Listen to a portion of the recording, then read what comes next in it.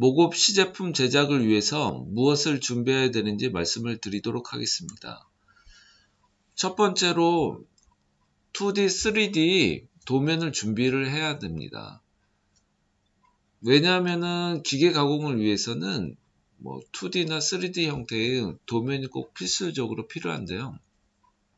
내가 만약에 아이디어만 있다, 현재 상태로는, 그런 경우는 이제 어떻게 해야 할까요?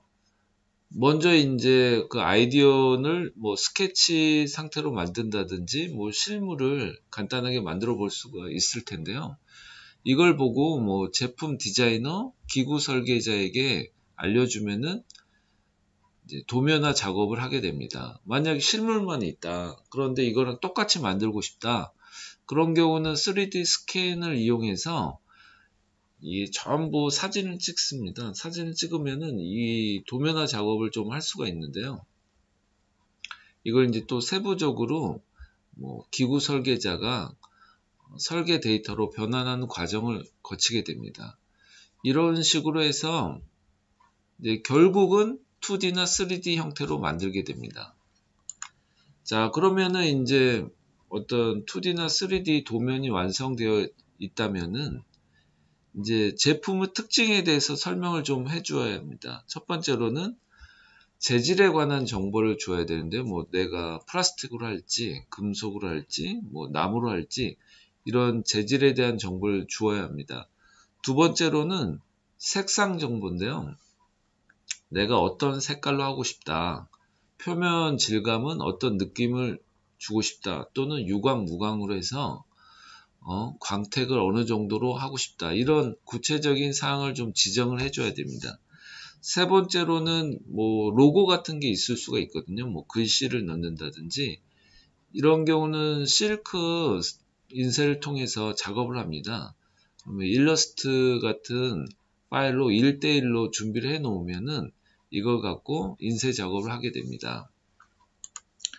자, 이제 세부적인 특징을 말해줬는데요.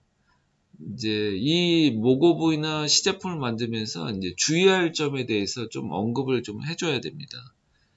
왜냐하면은 이제 그 시제품을 만드는 것은 주로 외주에 의해서 이루어지게 되는데요. 그 내용을 전체를 잘 모를 경우가 많습니다.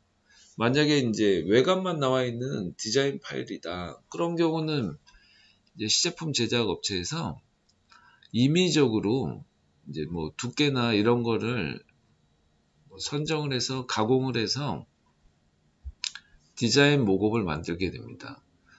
자, 이럴 경우는 세부적으로 색상이나 여러 가지 특징들을 잘 지정을 해줘야지 원하는 수준의 제품을 만들 수가 있습니다.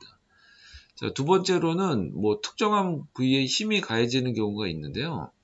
이런 경우는 미리 좀 말해줘야 됩니다. 왜냐하면 모급이나 이런 것은 이렇게 잘라서 붙여서 만듭니다. 그렇기 때문에 만약에 힘을 이렇게 딱 준다 그러면은 그 만든 모급이나 시제품이 부서질 우려가 있습니다. 그래서 만약에 어떤 특정 부위에 힘이 간다 그러면 미리 좀 말을 해줘야 됩니다.